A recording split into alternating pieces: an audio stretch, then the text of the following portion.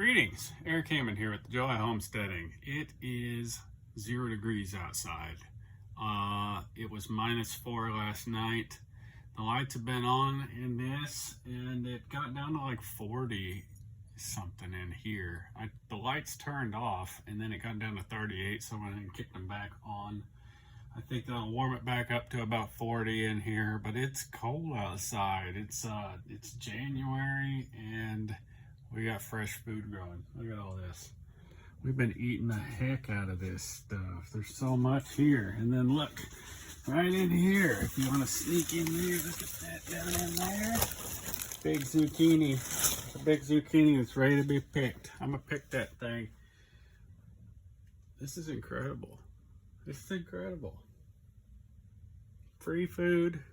I guess it's not free. You got the lights, but I don't have any supplemental heat in here. And it's the middle of January. We got all kinds of stuff to eat. It's awesome.